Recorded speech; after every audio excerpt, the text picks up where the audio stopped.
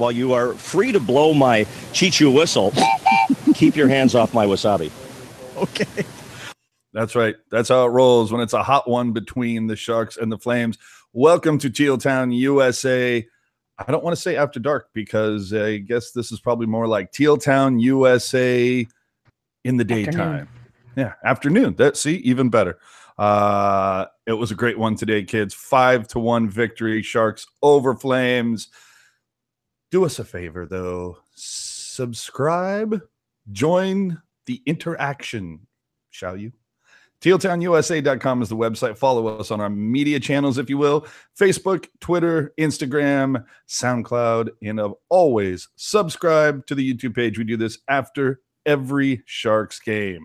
So with that, how you guys doing?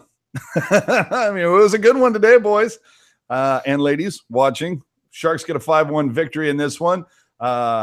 With me, Alex Martinet. How did you enjoy this one, sir? What's going on today? Pretty good, pretty good. I missed some of the first period. I was participating in the March for Life. That was just a block or two away from the SAP Center. But the second period is where things kind of were developing the most. You know, I thought Evander King had another great game against the Calgary Flames. I don't know if he has just a vendetta against that team or something.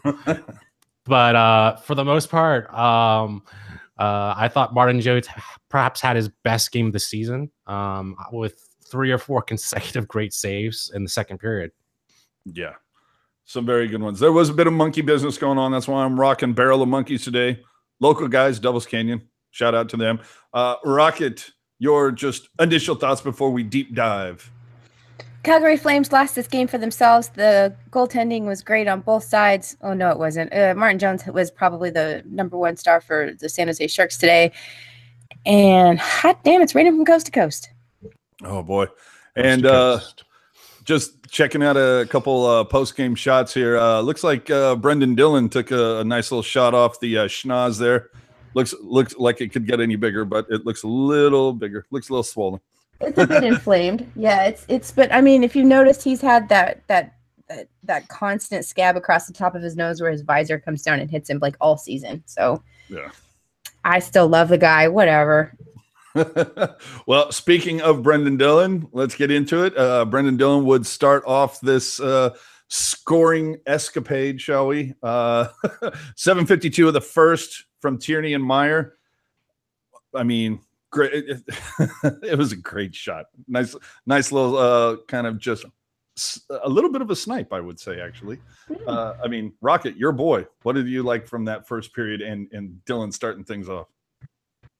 I guess it's one of those games where the Calgary Flames have done their homework on certain players and just sort of skipped complete chapters on other players. Brendan Dillon being one of the players that they skipped, which is weird because Dillon's had a lot of defensive moments and a lot of offensive production in the last couple of games. And I think the Flames probably did themselves a huge disservice by sleeping on him. And like, I don't know why Calgary came into this game just a little bit too emotional and not focused enough, I don't think. You give Dillon some room, he's going to slap a wrister in there. Sorry, just flick a wrister in there and buries it back in the net. 1-0 Sharks. Absolutely. And Alex, I know you had talked about this just before we went live. What is the trend now for Calgary at this point? They lost the last 5 games by 4 goals each. And this team is just going in the wrong direction. I mean, when you lose against the Coyotes 5-2, Coyotes. I mean, you mean the Desert Dogs? Hey, now I was waiting for somebody to say it. Thank you. I'm going to say Coyotes for a reason, but you know, even like people in the press in Canada is starting to get wondering why things are going downhill, and I can't blame him. If it wasn't for the Oilers, who've been one of the most disappointing teams, you have to think the Calgary Flames are even probably the most disappointing team right up there. I would totally agree. I had them making the playoffs this season. I'm shocked by what has happened.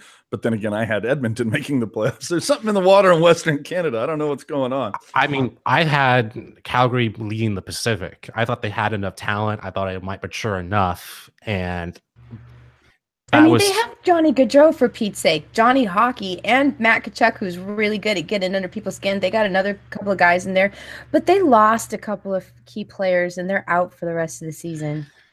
I don't even think it's that. I think it's just the coaching. I mean, I don't like not this game, but there have been a number of times when I've watched their games and like they don't pull the goalie, or if they see like the momentum's going the wrong way, they won't switch out the goaltenders.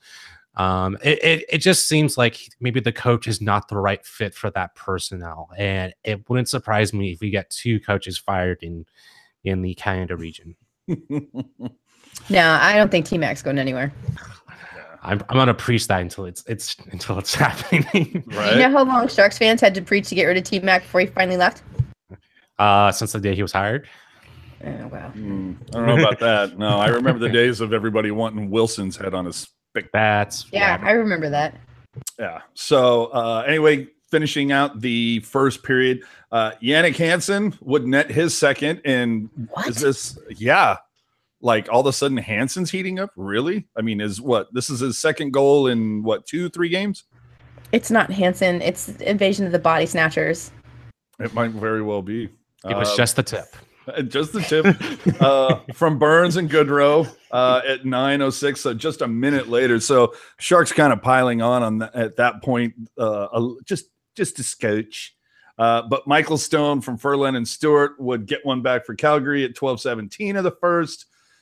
I mean, thoughts on the first overall. And I'm going to go to Rocket on this, obviously, because I know Alex was unavailable.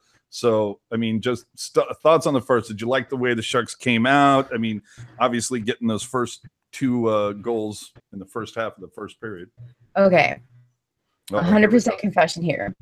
I had to go to Home Depot to buy some insecticide because I have fungus gnats in my houseplants, and they're disgusting and they're awful. So I missed the first 4 or 5 minutes of the first period because I was driving home from getting fungus gnat stuff. If it wasn't fungus gnat stuff, I would have stayed. But these things are horrible. Anyway, so now you know what I was doing. So I actually didn't see the Dylan goal. I heard it. I heard Rusnowski call it, but I was actually in the house. So I had just turned on the television, hadn't gotten the stream up yet. I did get to see the Hansen goal. And when I saw it hit the back of the net, my jaw dropped. I was like, what? And I kind of felt like this is going to be an Oprah game again, isn't it? And sure enough, it was. You get a goal, and you get a goal, and you get a goal. I will say from the replay from Dylan's goal, it was all basically set up from Tierney. Mm-hmm. And he is going to get paid in the offseason, if there's any doubt. Oh, yeah. Well, Tierney and Hurdle both just are the cha-ching. That's all I'm saying. It's going to be a lot of show me the money come this offseason. In the second period, things got a little interesting. Even though there was only 1 goal from Evander Kane with a great pass from Tierney. And this is a great one because shorthanded goal right in the middle of the second at 8:26. But this shorthanded goal is one of the funniest things I've ever seen in my life. Tierney and Kane come down basically 2-on-1. And I forget the first guy who was in. I don't know if it was Hamilton or not, but the first flame goes right by.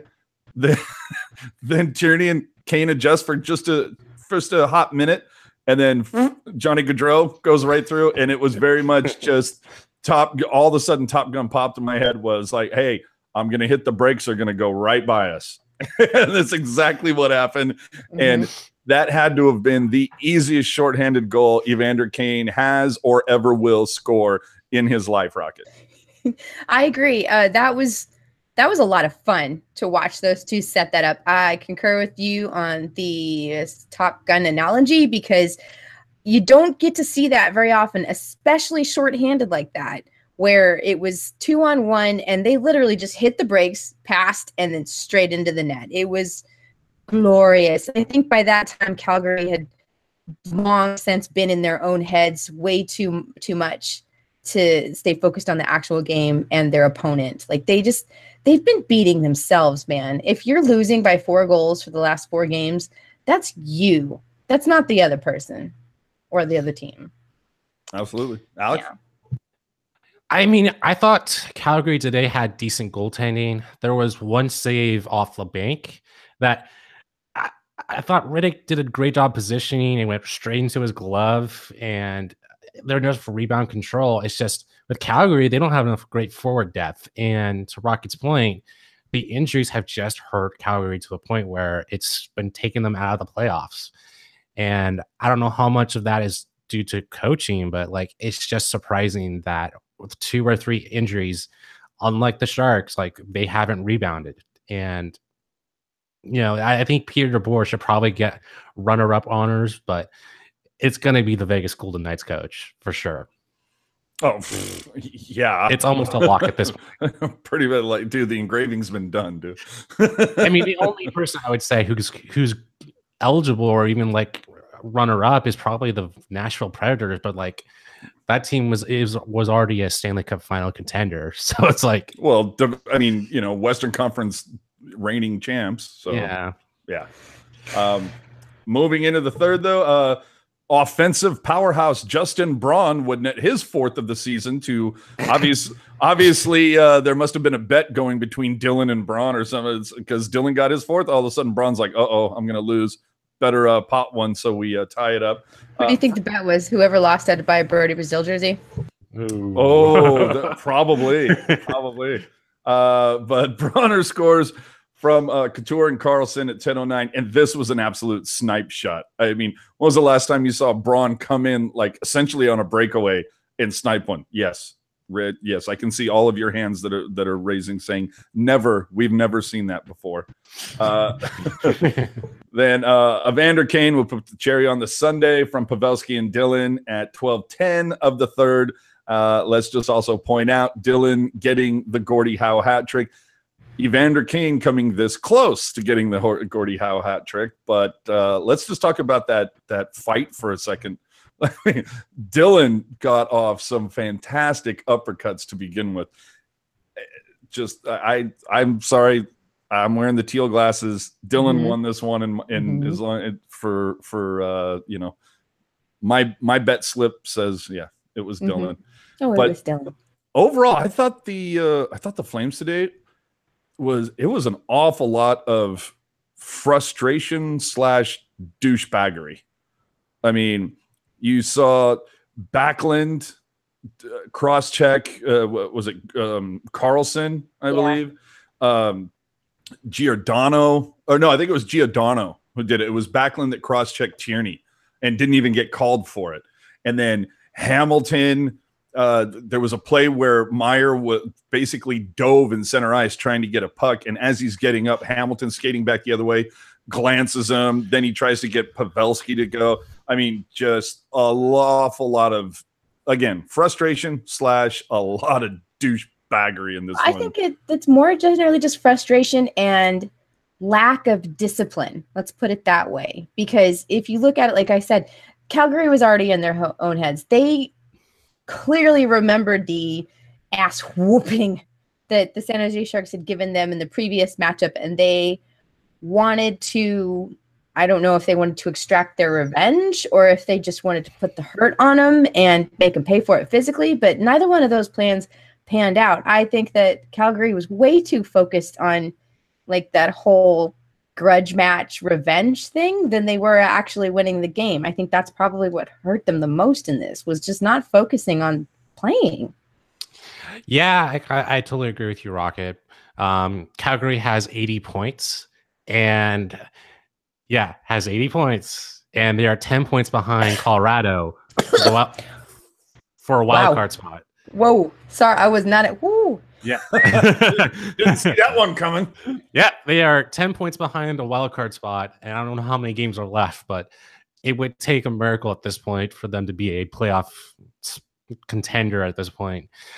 And I would say the only teams I would consider for a playoff spot is Dallas and St. Louis. Give St. Louis a ton of credit for trading away one of their captains, but those are the only two I would consider. But frankly, they are practically limited at this point. Let's just go over a few of the stats here. I'm not going to break my drum out because, again, and I mentioned this last time, you can't break out the power play drum when the Sharks keep winning. So 0 for 3 tonight, and hopefully yes, that yeah. comes around. Yeah, you probably can. But kept the Flames 0 for 4. But there was, and this is something that Brody brought up at one point, and I completely agree with them, is that those stats for tonight are a little bit misleading. You had at one point some truncated power plays in there. I do wish they would switch that stat to time on the power play versus just saying 0 for 3, because could very well go on a power play, it lasts 15 seconds, then you take a penalty, and it still goes down as an over. So they need to change that. That's a very good point. Yeah, they need to change that stat up. But 40 hits tonight for the Flames versus 14. Tell me the Flames aren't a little frustrated? Yeah. Well, it's hard to hit the other team when you don't have the puck. Of the puck. Yeah, exactly. Yeah. So, I mean, but even what was the shot differential in the second period? Like something, the Flames led in shots in the second period, but at some point, I know that the Sharks had scored and they had only had 2 shots on goal. So, I mean, shot differential in the second was Calgary 17, San Jose 14. Yeah, like San Jose, even though they had the puck for most of the time, they weren't taking as many shots as Calgary was, but shots don't equal high scoring chances. And I learned this one in my first years of being a hockey fan. So Calgary is making all the shots, but they're making all the easy shots, like they're making lemon drops and fuzzy navels. They're not making the fancy shots that you have to put in the shaker and add like the mint julep to and everything. No, they're not doing those kinds of shots. No jello shots for them. Right. Fate in the circle, almost even, 52-49 in favor of the Sharks. Shots on goal, 38-33 in favor of the Flames. So that's somewhat even, but let's just talk about a couple of the funny things as well that happened in this game. So Jannik Hansen gets his second goal. And like I said, well, I want to say, when did he score his first one of the season? Was that New Jersey? That was New Jersey, yeah. Yeah, so his second goal in 3 games, and he only gets 9 minutes of ice time tonight. he's at the bottom of the barrel, even though he gets a goal. 1 giveaway, 2 takeaways, 2 shots on goal. I just find that funny for some reason. But at the bottom, holding up the totem pole for time on ice tonight, Eric Fair with 828. But then again, this is a guy who almost like didn't make the game because he injured his own face from a puck that he shot bouncing off the iron, hitting him back in the grill. What are the odds? Who does that, honestly? Right? That life hits you back. Oh, man. That's seriously. This is not fair. Oh, come on. Where is it? I have it. Hold on. And come on. Here we go. I had to do it. The next time she pulls one of those. Fuck, bro. That's what it's going to be. But that's how it was. But other than that, you look at the time on ice, none of the forwards cracked 20 minutes. In fact, I'm looking out here. The only forward that cracked 8. Now, figure this one. The only forward to crack 18 minutes tonight was Kane, and he spent 11 minutes in the box. Dude, you're a badass hockey player if you've got 11 minutes in the box and you still lead the forwards in time on ice. That's pretty good if everything is fairly distributed evenly. I mean, that means that they're not having to bench the 4th line the entire 3rd period, which is... Was that another fair reference? I just negative. Oh, okay. It wasn't. No, I mean, that seems fairly balanced. You know what I mean? And that's not no, it's not that. I hope you fairly use your soundboard. It's reasonably balanced. There you go. Oh, God, I hate you. Let me pull up my fucking thesaurus. It's reasonably balanced when you have time on ice that's even across the board. Like I said, you don't have to bench the entire 4th line because they suck. They're a detriment to the society that you're trying to put out on the ice. And they're a menace to themselves. Keep them on the bench. Now I'm glad because that whole imbalance of you'd see like 2 lines get a ridiculous amount of minutes and then they just bench the entire 4th line for the 3rd period. That was the Sharks a couple months ago. You know what I mean? Yeah. Absolutely. So it's nice that it's not them anymore. Yeah.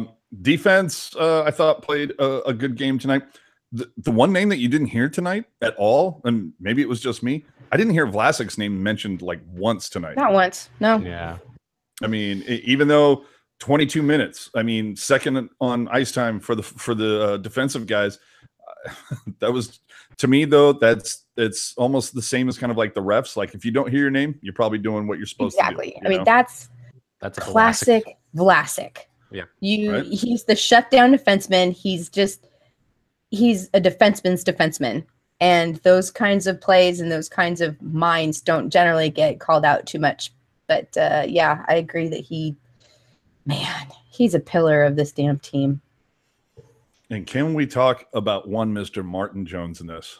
I mean, stopping 30 of 31, 974 save percentage. Dude is getting better. Is it just me, or it feels like, and the fact that Thornton is out, Donskoy out, Ward out, like, and not that Ward is like a huge piece, but Thornton and Donskoy clearly are. But the Sharks clearly playing their best hockey. Is this the longest winning streak they've had? I think it is. This is a 7-game win streak, and I bet you it probably is. For the season? Yeah. Yeah. Probably, yeah. So, I mean, Sharks playing their best hockey. And hello, I mean, you've got Chicago coming up next. That I'm assuming that Dell is going to get that start because they play in St. Louis the next night. I mean, we do this 4-game roadie. This 4-game roadie is going to be quite significant because after St. Louis, then it's Nashville, then Vegas. I would say Dell gets Chicago, and then Jones plays against St. Louis. And if the Sharks win against the Blues, I think that locks up a playoff spot.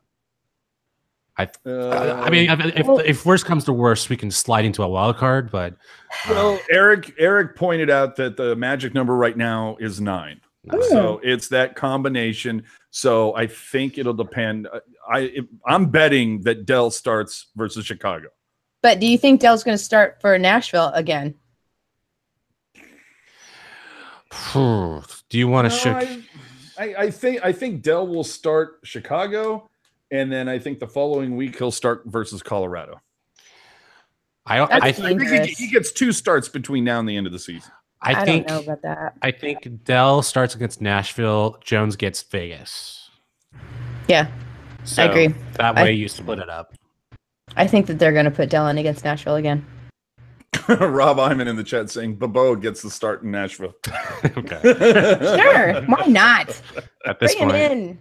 It's a good testing ground for San Jose goalies, apparently. and then if worst comes to worst, Jones gets Dallas, because if Dallas gets a 4-game win streak, but I think they're out of it. Yeah, I hope so. They should never have traded away Andy Niemi.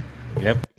The heart and Brendan Dillon. The heart and soul of I'm cool with Dallas. that. You never trade a Vezina-worthy candidate. Or the defenseman that's standing in front of him. So just again, running down the line here, there wasn't. I don't know. It just feels like they're coming together at the right time, because we are seeing, as Rocket coined, and this might be a trademark that we have to look into, it was another Oprah game. And the fact of the matter is, we're talking about, when we say an Oprah game, it's not the case where it's the usual suspects, where when it's a 5-1 win, it's not Couture with 2, Burns with 1, Thornton with 1, Hurdle with 1, Pavelski with 1. It's, we're seeing guys like, Hansen and Fair, or Goodrow, Dylan, Braun, So you look at it tonight, aside from Kane, that's the whole thing, a 5-1 win. If you take both of Kane's goals out of this, and Hansen, had the game-winning goal tonight. But I mean, Dylan, Hansen, and Braun tonight. When was the last time you saw those 3 guys score in a victory? I mean, it's everybody. I just hope that this is coming together at the right time. I was not that optimistic a couple weeks ago, as if you go back and listen to an episode of the Pucknologist, they can easily attest. Because I asked both Rocket and Jerk, are the Sharks in the playoffs? It was yes, I am unsure, but now I am sure. And oh, ye of little faith. I'm telling you, I was a little nervous there for a hot minute, but I feel better about it now. Anything else more about this game before we I guess, let me ask, if the Sharks didn't get Evander Kane, do you think the Sharks make the playoffs? No. Yeah, I mean, if you also pour on the Donskoy injury and stuff like that, then yeah, I don't know. I don't know. Because I thought the Sharks could have been a wild card, but not a division leader. Yeah. Yeah. And right now the Sharks are what, 10-2 since the Kane acquisition? Something like that, yeah. Yeah. So, I mean, are you kidding? This is like, could you imagine if they won the Stanley Cup? I mean, just imagine it for a second that the Sharks win the Cup this year. Dude, you think Hurdle and Tierney are going to get, Kane is just going to get a Brinks truck backed up to his house. He's going to have 2 money phones, one for each ear. Put me on speed dial. Oh. Man, no, that's going to be like a money intercom system. It's always going to be that. The spaceship made out of $1,000 bills. You kind of have to look at how Buffalo used Kane and see if what they did wrong with him, and see if there's anything around him with talent. I mean, I think there was talent. I think there was talent in Buffalo. I think there was just not a good locker room there. I don't know if it's a locker room so much. It's just the system. I think DeBoer's system is vastly different than whoever the coach is in Buffalo. I'm sorry, I don't know your name, but I don't really follow East Coast hockey that much. I'm sorry. But Evander Kane is a great fit for the system that Pete DeBoer puts on the ice. Pete likes to make sure Evander Kane parks in front of the net, and that's, it kind of takes the pressure off of Joe Pavelski to always be the guy in front of the net. Yep. And I think a lot of the other coaching staff, when they're in their meeting and they're talking about how to best the Sharks, they talk about, keeping an eye on Joe Pavelski and tying him up, because in front of the net, he's dangerous, because he's pokey, he tips everything in. And now all of a sudden you've got Evander Kane, who's a big body, he's speedy, he's tough to get off the puck, and he tips stuff in almost as well. Okay, he doesn't, not as well as Joe Pavelski, but he's just as capable of tipping stuff in that position. So I think to double up that position in Pete DeBoer's system with Evander Kane was a great idea.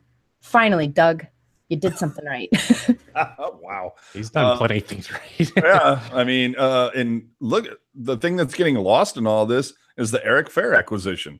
He's helped solidify that fourth line, and that fourth line has been a lot more reliable. And again, you go and you look at time on ice, that line is getting more ice time. Clearly, DeBoer having a lot more confidence in that group.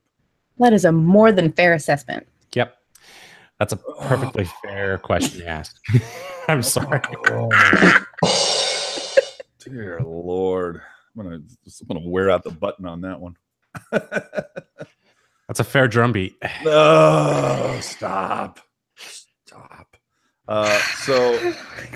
And do we even expect Jumbo back for the playoffs? No. Yeah. You know what? Really I don't even, if he's just there to hold the door and get a cup of coffee with moral support, I know he wants to be there for the guys. And I think if somebody goes down with an injury, if they could put him in, that's great. But this team obviously doesn't need him to be worthy of first round.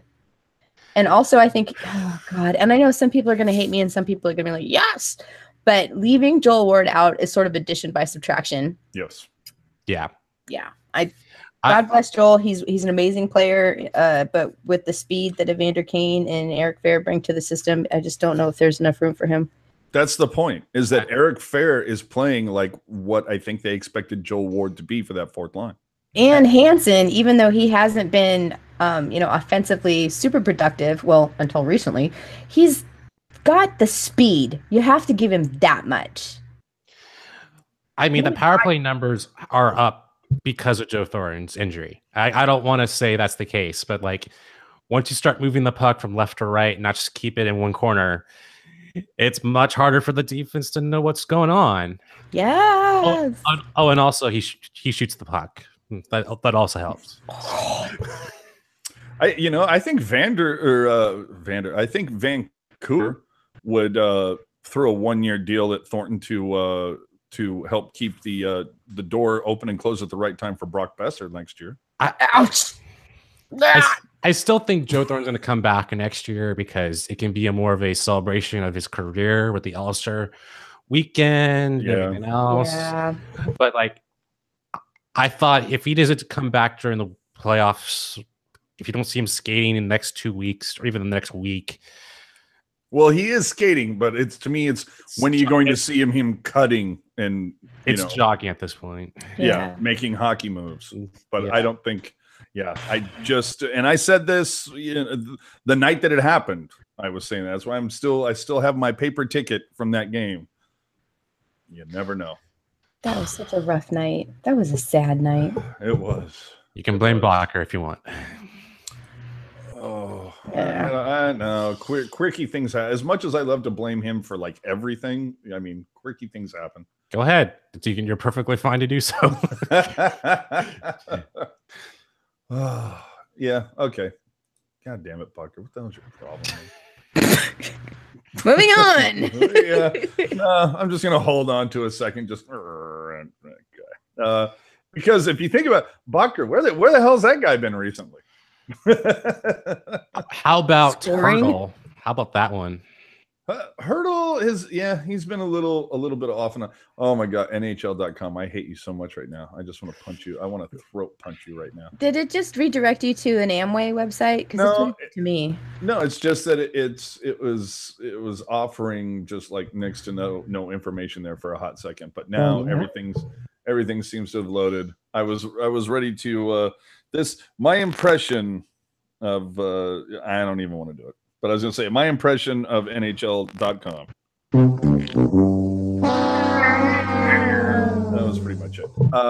So let's, I think we've kind of beat this game into the ground. It was a just fantastic victory. Again, continuing the streak. Great way to, sweep this. You go into Western Canada, sweep. Come home for a 3-game series, sweep. In that sweep, you also beat the team that you had not beaten yet in Las Vegas. Right. So great way to go out on this 4-game roadie. So with that, we'll move on to the wraparound. Bend over and grab your ankles, boys. It's time for the NHL reach around. Now, obviously, this is Teal Town, USA, afternoon, not after dark. So really only one game to discuss. But oh, what an outcome. Yeah, 2-1. Avs over the Knights in a shootout. Wait, what? Yeah. So there you go. What is it? Varlamov gets a victory over Flower, who has returned from his concussion. So, hey, Colorado, thanks for helping us out. And if you could help us out again on April 5th, really appreciate that. Games going on right now in the league. 0-0 Wed Wings. Excuse me. Elmer Fudd syndrome strikes again.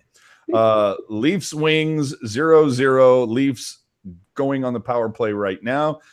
Montreal Canadiens up 2-0 over Washington. Senators and Hurricanes are tied with 9 left in the first. Oh, Bobby Ryan scored in that? Well, for that one guy who has him in fantasy, good for you. Coyotes and Panthers knotted at nothing with 8:30 left in the first. Devils and Lightning knotted at nothing. 5-4. There's a lot of nothing game. 5 minutes left in a scoreless Blackhawks Islanders game. 7.5 left in a scoreless Rangers Buffalo game. The Blues are on the power play, yet are already up 1-0 over the Blue Jackets. Shots on goal, 10 for the BJs, only 3 for the Blues. So quality over quantity, kids. Later tonight, Preds versus Wild. That should be a very good game, but a game of a scotch more importance this evening at 7 o'clock. Kings at Oilers. So find your illegal feeds to watch that one, kids, if you're out of market.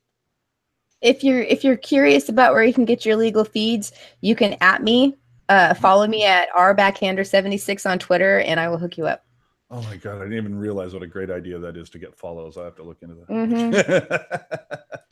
So hockey standings right now, and this is usually the time when like Rocket brings out if the playoffs ended today, Which I have just pulled up right now. So if you'd like to Hey now. I can share Oh, my yeah. screen. Okay, so if you want to play a brief round of if the playoffs started today, we'll start with the Eastern Conference.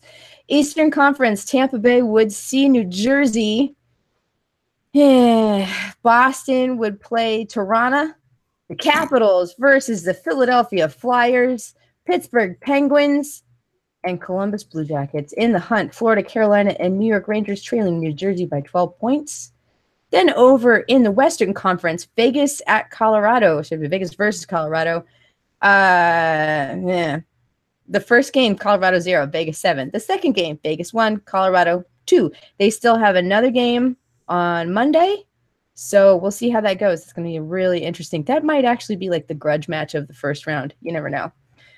Current matchup, the most Colorado just the most I don't know. boring matchup of all boring matchups is San Jose versus Los Angeles. I am pretty sure Kings fans are sick and tired of seeing San Jose in the first round, as are we seeing the Kings. Yes. Nashville versus Anaheim. Good. Anaheim would probably just lay the body in Nashville and bruise them up a little bit. And Winnipeg versus Minnesota, which actually I'm very curious about. St. Louis trails Anaheim by 2 points. Dallas trails Anaheim by 5 points for that wild card. And Calgary trails Anaheim by 9 points.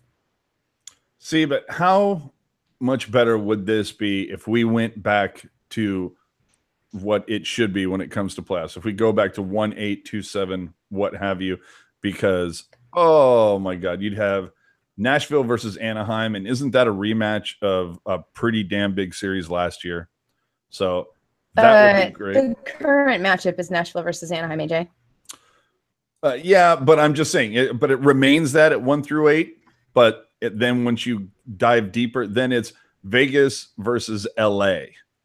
Yeah, I'm down for that. That sounds really good. Yeah, that would be versus Colorado. Oh, Vegas versus Actually, LA. I don't want to see Colorado. Colorado. No, it wouldn't be us versus Colorado right now. Who would it be? Us, Minnesota? Yes, but Vegas versus Colorado or Vegas versus LA would be great. I mean, that's basically what the I-10 series essentially. You know, I need to find a website that has like if the playoffs started tomorrow with the old system, this is what it would be. That's the website I need. And if you have that website, you can follow me on Twitter at rbackhander76. Give me all the info. I will hook you up.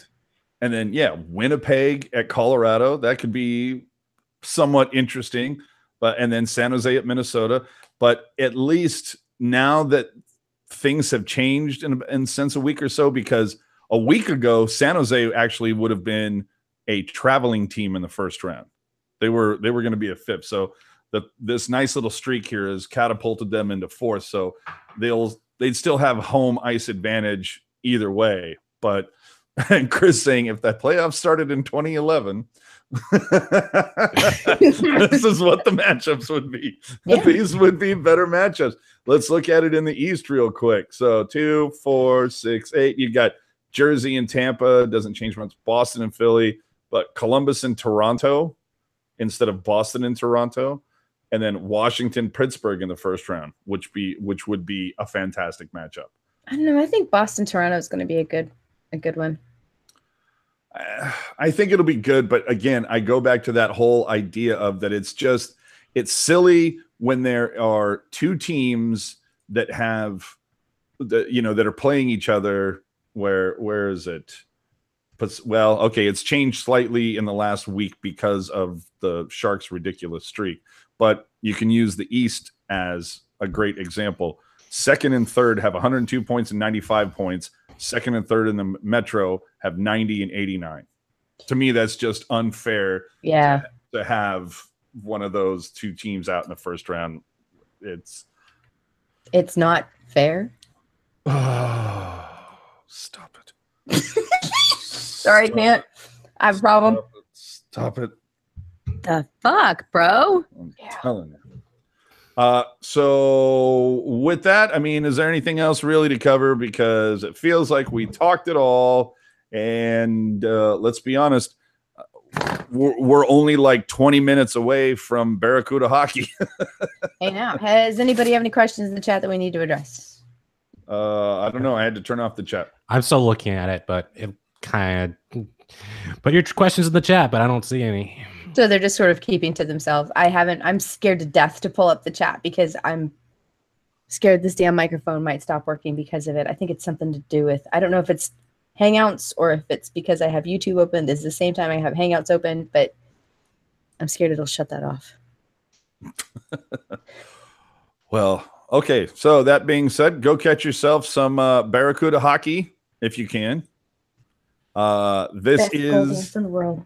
right. This is Teal Town USA afternoon right now, generally after dark. Catch us on all of our social media platforms.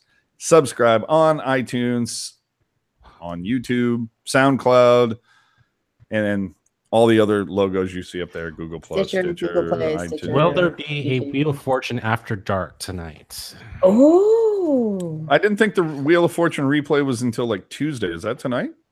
I think it's Saturday, so I think it's tonight. Oh, I thought it was Tuesday for some reason. I don't know. Where is Eric to let us in on this? He's in the chat. I see. Oh, well then. then he should be able to answer that question. This is all I'm saying. Mm-hmm. Get on it, bro. just upload the show to YouTube. That's what everyone does. Oh, he has. He has. I think I'm pretty sure he has. Baking a pie? No. Yeah. For those of you who didn't see our good friend Eric Puck Guy win victoriously and beautifully on Wheel of Fortune, that you need to watch this. And this actually happened. We're not making this up. It wasn't like a fake Wheel of Fortune that we set up. He actually was on Wheel of Fortune. Evidently tonight at 7:30 ABC. So Puck Guy tried, but YouTube blocked it. So we'll put it on Venmo. I mean, I can't say I'm surprised by that. That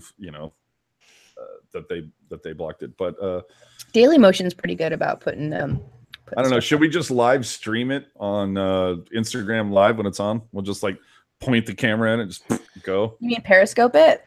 Instagram Live, Periscope, either one. Yeah, sure. Whatever you need. So okay. So Puck Guy, get on that. Okay. I'll watch. Anything else? I'm like looking through the. Okay, last call for questions in the chat if you have anything. Any fun comments, anything, just what, real quick. I mean, can you give us kind of a recap of the march today, Alex? The march started from Santa Clara Street all the way to the park next to the SAP Center. Honestly, I am really impressed by what's happening about the talk about gun control. Even if I think there has to be something done about gun control, rather just there's too many school shootings that have been going on with it. It was about more or less getting the youth to get people to vote, and I'm really impressed what's going on with it. They had a bunch of people from representatives from San Luis City. I'm sorry, I'm not laughing at what you. Chester Chivo asking in the chat, where did Rocket buy exact replicas of Trump's hands? Oh, yeah. Oh, you noticed. I've seen that. I've seen those, but these are. I'm sorry, I hate to interrupt you for. It's the Archie McPhee. Go to Archie McPhee. It's McPhee McPhee.com. You can buy them here, and I had to get these in the darker color because I am olive complected. I see you. Yeah. Okay. Continue. But it was mostly just to raise awareness. I saw a couple of the videos from the Parktown shooting. Parkland. Yeah, Parkland. For the most part, that I would probably look up on YouTube and watch. If you are curious, I would definitely support a cause in your local town. Get involved in something. There's definitely a growing movement about gun control compared to I think Parkland definitely did spark something in people, even if you didn't think there was something. I think there's just a call to do something going on, and it's usually the same call you hear from Sharks fans right around the trade deadline. Maybe do not something, but yeah. There's already been 69 school shootings all across the United States. I think even if you want to turn a blind eye, just the amount you have to say is just too much right now in the United States. And it's just and if you wanted to raise a kid in the United States, not to make this political, but you have to just say Too this. late. Yeah. Sorry, I live in California. I'm a Democrat. I vote for Bernie, not Hillary. But Ouch. yeah. But But hey, I gotta say, living in Tennessee, I will say that gun ownership is a personal choice, but I think that responsible gun ownership is sexy as hell. And if you can't, like, it's like safe sex is sexy as hell. And so safe gun ownership, sexy as hell. There was a big push in the 90s to try to like combat the AIDS epidemic because it was just rampant and out of control, and they needed awareness and education. And this is the same thing, but just with guns. It's a personal choice whether or not you want to own a firearm, but if you're going to do it, you need to be responsible and you need to realize that there are repercussions to your actions. With great power comes great responsibility. Exactly. To me, there's nothing sexier than responsible parenting. Rawr. That's the thing that drives me back crazy. I mean, talking to you, Brody. No, I'm kidding. I think we should probably look at guns as a way as the same we do as driving cars. We should probably have ways of stricter gun control.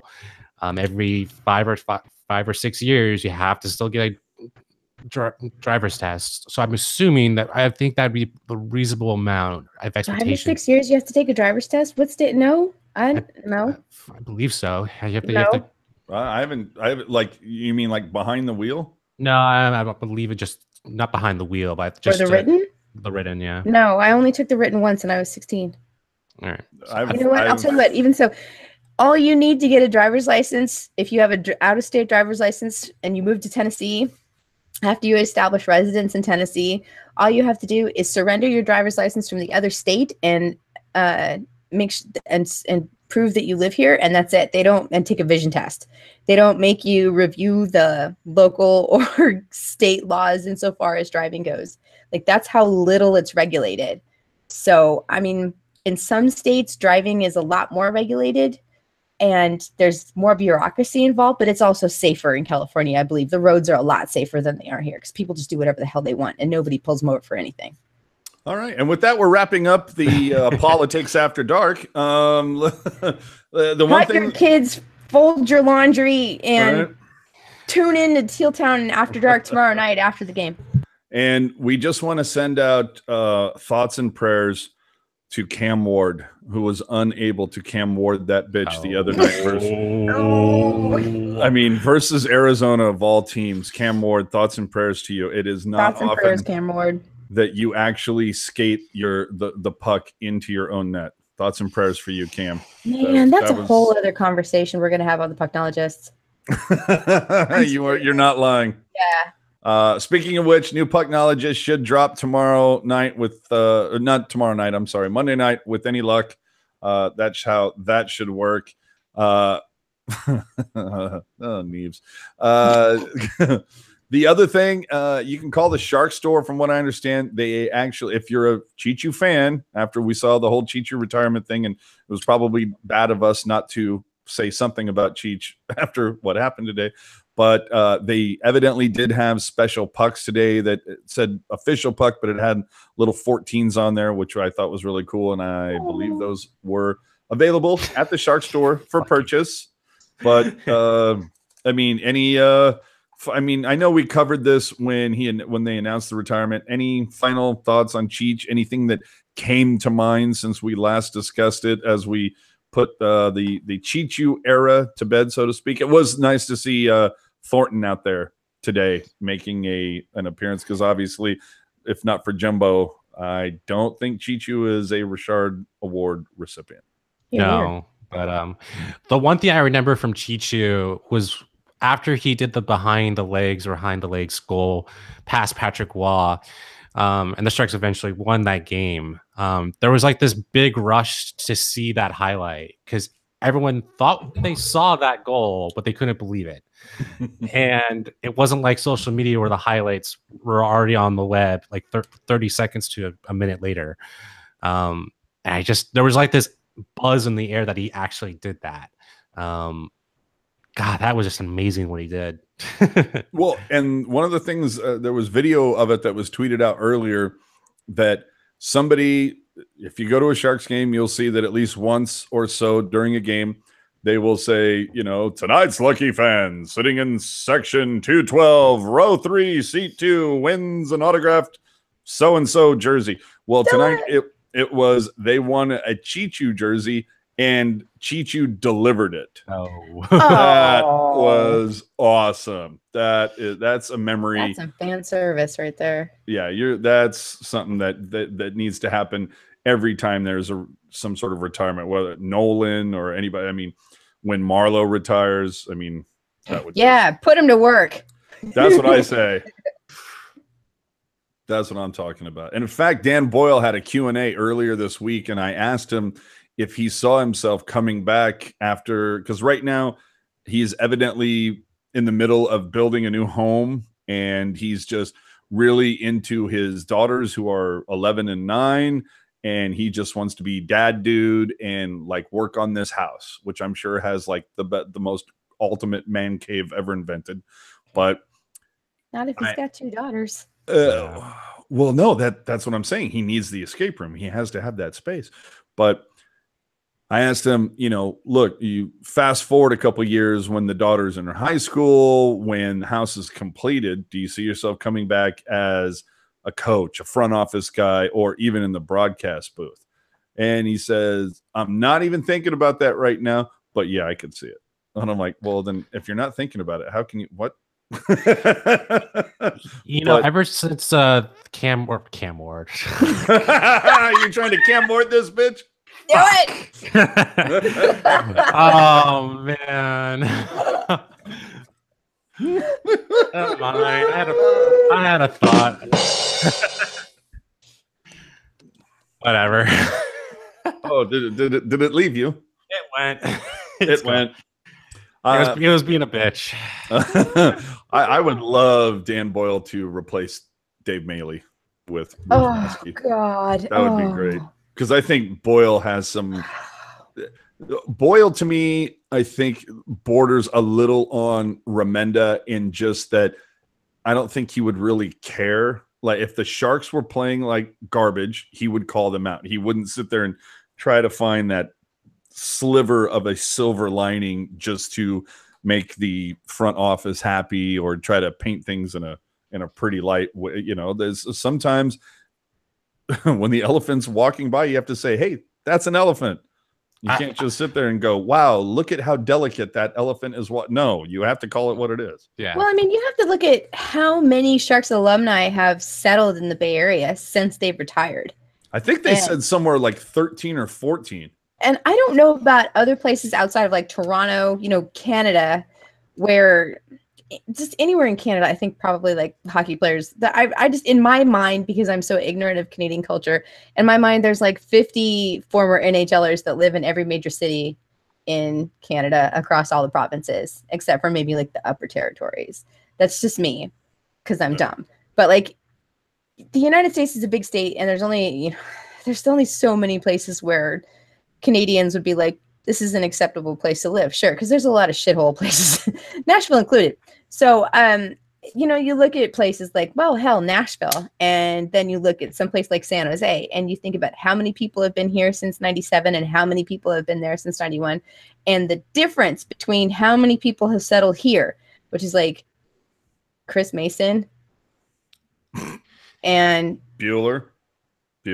Maybe one other guy who's in Nashville still, and everybody else, like everybody settled in San Jose. That has to tell you something about not only the organization in its embrace of its alumni, but also the area, the weather, the economy, just the overall culture of the Bay Area that attracts so many players. And I think that's a super positive thing, especially for that particular club, but the league in general. It's a good thing. I mean, you're talking like what? Like Baker, Rathje, Hannon, Mark Smith, Owen Nolan. Yeah. Nolan, yeah. I mean, he's a business owner. Yeah. Chichu. Yep. Is he? Yeah. No, you were talking about that. Like he was playing abroad, but no, the family is here. Douglas Murray. Hello. I mean, he's the one behind the alumni. He's the big one. Yeah. It wouldn't surprise me if Joel Ward. Yeah, I meant not Cam Ward. Well, I was going to say Ricci and Nabokov.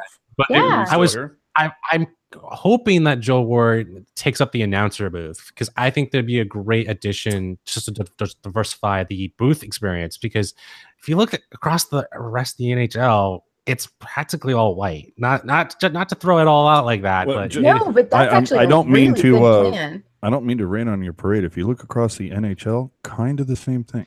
well, There's spacklings of yeah. melanin. Not across everybody can be the Kevin NHL. Weeks.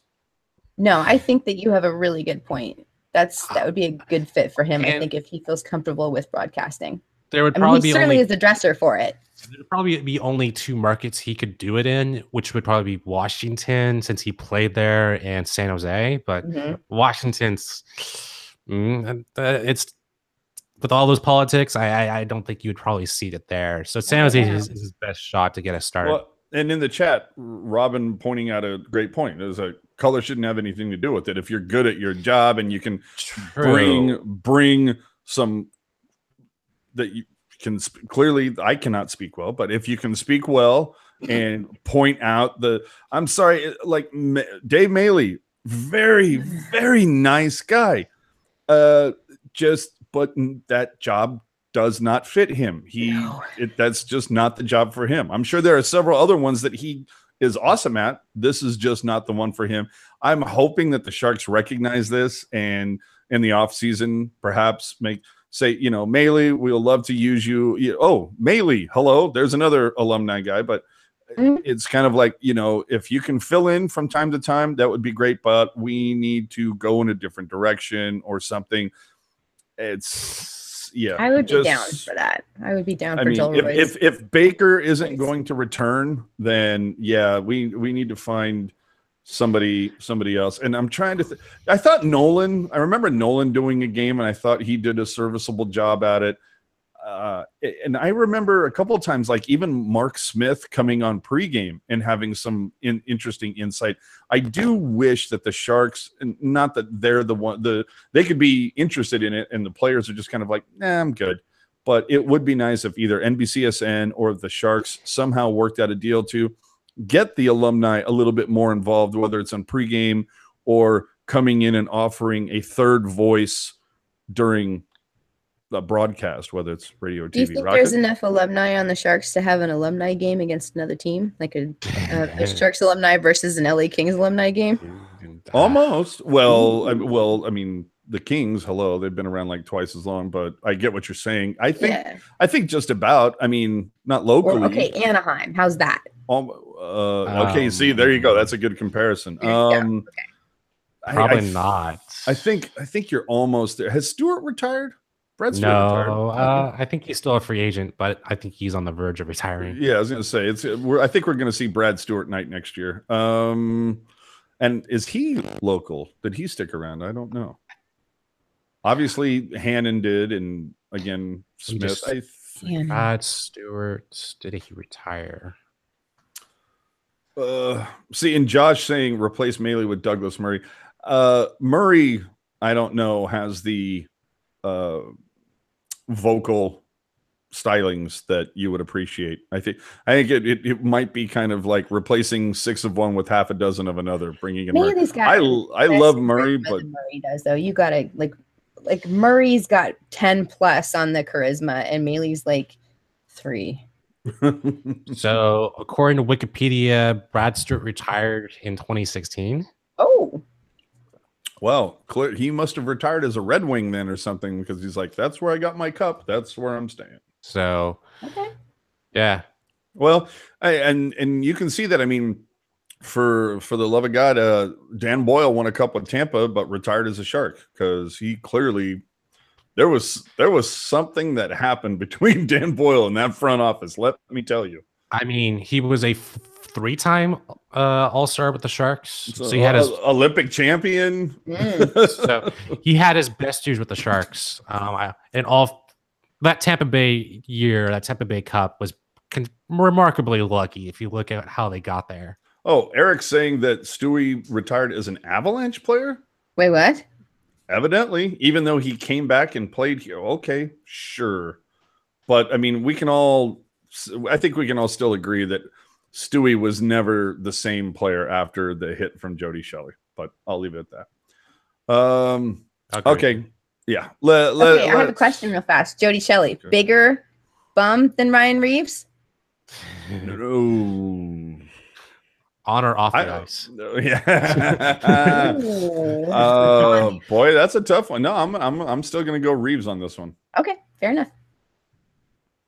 Yeah, I'm gonna go Reeves. So with that, that's it, boys and girls. It is 5 o'clock. Time to get your CUDA on. So go enjoy that game.